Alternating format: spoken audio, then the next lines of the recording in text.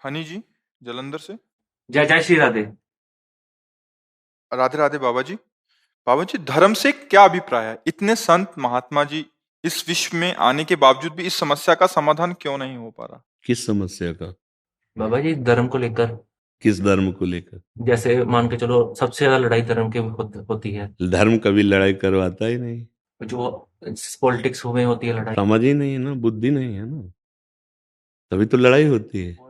अगर समझो सही बुद्धि हो तो बुद्धि में प्रीति जागृत हो जाए। धर्म का मतलब है मार्ग। मार्ग जैसे जीटी रोड में चल रहे हो आप, तो एक्सीडेंट कब होगा? जब आपसे चूक होगी, जब आपकी बुद्धि अपने लक्ष्य से हट जाएगी। जरा सा हुआ तो एक्सीडेंट हो जाएगा ना। तो ये धर्म मार्ग है, कहा जाता है ना, धर्म मार्ग। आप अपने मार्ग को नहीं समझ पा रहे हैं, इसलिए झगड़ा हो रहा है। अगर मार्ग को समझ पाए तो कहीं झगड़ा नहीं बचा। ये जितने भी झगड़े होते हैं, ये सब मार्ग को न समझने के कारण। हमारा जो मार्ग है, जिसे परम धर्म कहते हैं, वो ये है कि सब में अपने भगवान को देखते हुए अपने कर्तव्य का पालन करना। आप जिस पद में हैं, जिस धर्म की स्थिति पे हैं, उसके अनुसार पालन करना। कहीं कोई झगड़ा नहीं दिखाई देगा। जब हम अपने कर्तव्य को नहीं जान पाते, अपने कर्तव्य को, और दूसरे के कर्तव्य को देखते हैं, तब झगड़ा शुरू हो जाएगा। ये अधर्म है। हमें अपने कर्तव्य को देखना है, अपने कर्तव्य का पालन करना है, और सब में भगवत भावना करनी है। अगर हम कई बार जैसे राष्ट्र सैनिक आए हैं, उनको कहा है कि आपका परम धर्म है कि सामने आते हुए अपराधी को दंड देना। यही भक्ति होगी, यही पूजा होगी। मानो जैसे सामने से वो आ रहा है, जो राष्ट्र विरोधी है, जो धर्म विरोधी है, जो दूसरों को बिना किसी अपराध के उनकी हत्या करता है, अब ऐसे को प्राण दंड देना, ये सबसे बड़ी भक्ति हो जाएगी। तो धर्म का बड़ा विशाल स्वरूप है। हम उस पर भगवत भाव देखेंगे, लेकिन वो अधार्मिक क्रिया से युक्त होकर चेष्टा करता है, तो अब हम उसको शासन में लेंगे और उसके अधर्म को रोकेंगे। झगड़ा नहीं है, ये धर्म के अंतर्गत है। लेकिन जो एक धर्म का दूसरे धर्म का आक्षेप करके वो समझ नहीं पा रहा है, इसलिए लड़ रहा है। जैसे हम राम कहते हैं, कोई और नाम बोलता है भगवान का। क्या वो ये नहीं जान पा रहा कि सब में एक ही है? अगर ये नहीं जान पा रहा तो अज्ञानी है, तभी लड़ाई झगड़ा होता है। लड़ाई झगड़ा धर्म में तो हो ही नहीं सकता, अधर्म में होता है लड़ाई झगड़ा, धर्म में नहीं हो सकता। अधर्म का शासन होता है, उसे लड़ाई झगड़ा नहीं कहते। जैसे झगड़े पे तैयार है दुर्योधन, और उसका नाश करना ये परम धर्म है। तभी अर्जुन जी कह रहे हैं मैं युद्ध नहीं करूंगा, भगवान कह रहे हैं हाँ, युद्ध करना। हम अपने धर्म में, अपने कर्तव्य में युक्त हैं, और सामने से अधर्म की चेष्टा हो रही तो उसको रोकना, ये धर्म है। तो झगड़ा, जहां शब्द आपने कहा झगड़ा, जहां झगड़ा है वहां बुद्धि की कमी है। उस विशाल धर्म को नहीं जान पा रहा है, इसलिए झगड़ा है। बाबा जी, जैसे धर्म को लेकर व्यापार होते हैं, पॉलिटिक्स होती है, और जो अभी तक खत्म क्यों नहीं हो पा रही? बुद्धि खराब है। बड़े बड़े हमारी बात समझो ना, बस हमको और कहीं नहीं जाना। हमारी बुद्धि कमजोर हो गई है, इसीलिए हम नहीं जान पाते। देखो, हम धर्म का वेश धारण करके यदि बेचते हैं अपने धर्म को, समझ लो, हम तुमसे शोषण करते हैं धर्म के नाम पे, तो भला हम धर्म को जान पाए क्या? तो बुद्धि खराब हुई कि नहीं हुई? तो टोटल आप किसी व्यक्ति का नाम मत लीजिए, आप किसी पक्ष का नाम ना लीजिए। आप केवल उतना प्रश्न कीजिए कि जो धर्म में झगड़ा कर रहा है, जो धर्म को बेच रहा है, वो ऐसा क्यों हो रहा है? क्योंकि बुद्धि खराब है। बस। अब वो कोई भी हो, चाहे वेशधारी हो, चाहे पदाधिकारी हो, चाहे लोक का कोई बड़ा भारी अभिनय करने वाला हो, चाहे वो नेता हो, चाहे अभिनेता हो, कोई भी हो, अपने कर्तव्य की चूक हो जाना, अपने कर्तव्य को बेच देना, अपने अधिकार का दुरुपयोग कर देना, बुद्धि की खराबी है। समझ पा रहे हैं आप? ये किसी धर्म का स्वरूप नहीं है, बुद्धि की खराबी का स्वरूप है। अपने धर्म, अपने कर्तव्य का पालन करने वाला, वो झगड़ा नहीं होता हो, वो अधर्म का शासन कहा जाता है, अधर्म के ऊपर शासन करना। और ये जो झगड़ा है, जो शब्द आपने कहा, वो बुद्धि की खराबी के लिए है। आप समझ पा रहे हैं हमारी बात? जैसे हमको जानकारी कौन देगा? क्योंकि धर्म तो व्यक्तिगत हो जाता है ना, सूक्ष्म हो जाता नहीं, धर्म व्यक्तिगत कभी नहीं होता। है सिचुएशन के हिसाब से। हाँ, हाँ, तो वो व्यक्तिगत नहीं होता, वो विशाल होता है। जैसे एक राष्ट्र सैनिक का धर्म तो पूरे राष्ट्र सैनिक का धर्म है। वो एक व्यक्तिगत नहीं हो, राष्ट्र कानून के अंतर्गत है। आप समझ रहे हैं ना? ऐसे ही एक धर्मात्मा पुरुष जिस धर्म को लेके चल रहा है, तो उसका पूरा सम्यक रूप से सार्वभौम सिद्धांत होता है, वो व्यक्तिगत सिद्धांत नहीं होता। अब जैसे एक पति का क्या कर्तव्य है, तो वो समस्त पतियों के लिए है। एक पत्नी का क्या कर्तव्य, तो समस्त पत्नियों के लिए है। एक पुत्र का क्या कर्तव्य है, तो समस्त पुत्रों के लिए है। एक माता पिता का क्या कर्तव्य है, वो समस्त माता पिताओं के लिए। सार्वभौम सिद्धांत का वर्णन किया गया है। समझ रहे ना? और जो इसकी जो जानकारी होती है, जैसे धर्म की, जो हमारे जैसे समाज में लुप्त हो जा रही है, तो इसकी कौन देगा जानकारी? शास्त्र और सदगुरु। शास्त्र जैसे आप बोलते हो, शास्त्र का सब अध्ययन करो, उसकी जानकारी कहाँ से मिलेगी? सदगुरु।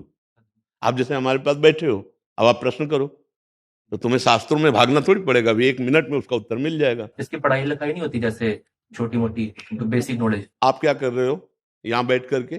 पढ़ रहे हो ना? हाँ, तो फिर पढ़ाई क्यों नहीं होती? ये क्लास ही तो लगा है। ये क्लास ही तो चल रहा है, धर्म का ही तो क्लास चल रहा है। फिर आपको स्पेशल से क्या है? तो जैसे बच्चे होते हैं, उनको हाँ, जानकारी मिल हाँ, जाए। पहले क्या था कि गुरुकुलों में ऋषि मुनि जब सब, चाहे राजकुमार हो चाहे किसी गरीब का बालक हो, समान भाव से शिक्षा दी जाती थी।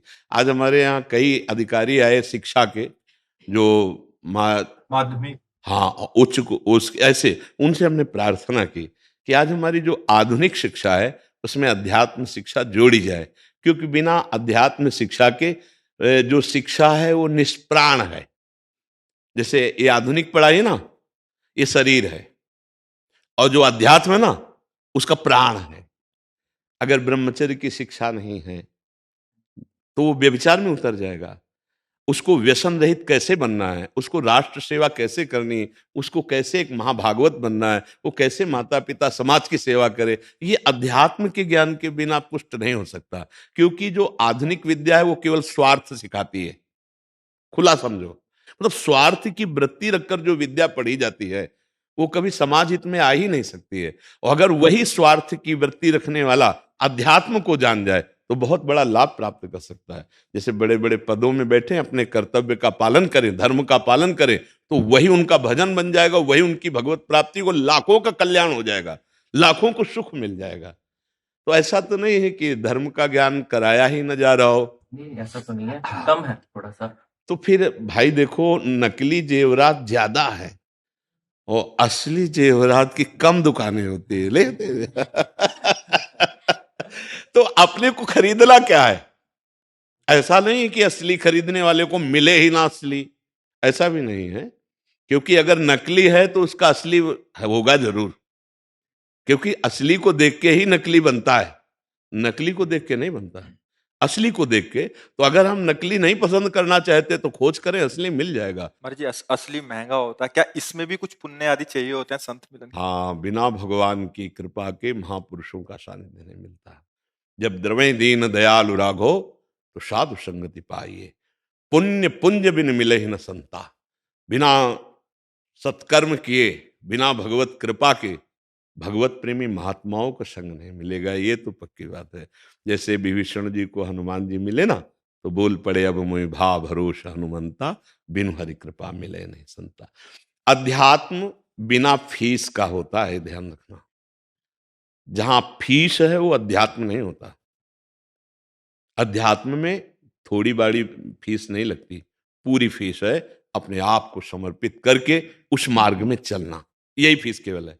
अगर वहां लौकिक फीस लगाई जाती है तो अध्यात्म नहीं होता, वो व्यापार बन जाता है। अध्यात्म में फीस केवल इतनी होती है, मन मनाव हो, मद भक्तो माद्याजी माम नमस्कुरु, मैं ये मन आदत सो मई बुद्धिम निवेश है। तुम अपना मन दे दो हमारी बात को, जो हम कह रहे हैं, बस निहाल हो जाओगे।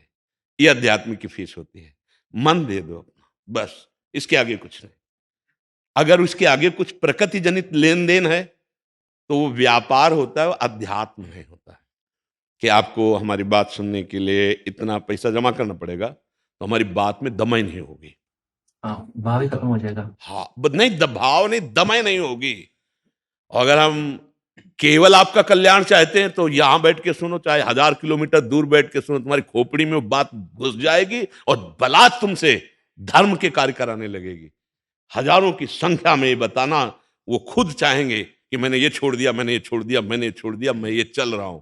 क्योंकि हमारा अगर लक्ष्य बन गया धर्म, अध्यात्म, तो वो गूंज जाएगा, वो सबकी खोपड़ी में जाके शासन करेगा। और हमारा धन, मान, प्रतिष्ठा तो फिर नहीं। जौहरी के पास जाते ही डुप्लीकेट डुप्लीकेट हो जाएगा। तुम्हें भुलावे में डाल सकता है कि बहुत असली हीरा है, लेकिन जौहरी की नजर पड़ते ही पता चल जाएगा ये एक हीरा नहीं। जहां एक घन पड़ा ना तो चकनाचूर हो जाएगा, वो हीरा नहीं होता। तो ये समझो, घन, प्रकृति का घन, मान अपमान, दुख सुख, लाभ हानि, जय पराजय, दिन बिल्कुल समान भाव, वो हीरा होता है। उसे कोई परास्त नहीं कर सकता, और उसकी वाणी का प्रभाव होता है। अब ऐसा नहीं कि हमारे देश में संत नहीं है, या भगवत प्राप्त महापुरुष नहीं है, या धर्म ग्रंथों के ज्ञाता नहीं, हमारी पहुंच नहीं है। ये तो भगवान कृपा करते हैं कि कुछ संतों को उतार देते हैं समाज में, नहीं तो जान ही नहीं पाओगे तुम। जो मौन है, निरंतर सच्चिदानंद में स्थिति कैसे जान पाओगे तुम?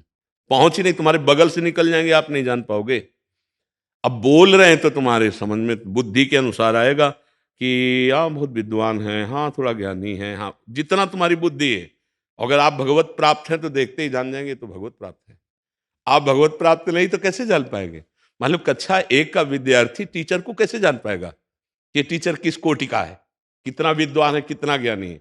हाँ, जितना टीचर पढ़े उतना ही पढ़ा हुआ सामने आएगा तो समझ जाएगा कि किस कोटि का ये पढ़ा लिखा है। ऐसे ही भगवत प्राप्ति का होता है, ऐसे ही भगवत मार्ग का होता है।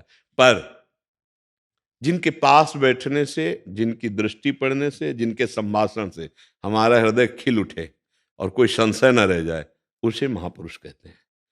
कुछ और जानना जरूरी नहीं है, बस इतना समझ में आ जाए कि मेरा हृदय शीतल हुआ कि नहीं, जिनके पास बैठने से मेरे प्रश्नों का समाधान हो गया कि नहीं, जिनके पास बैठने से मुझे अपनी बुराइयां दिखने लगें कि नहीं।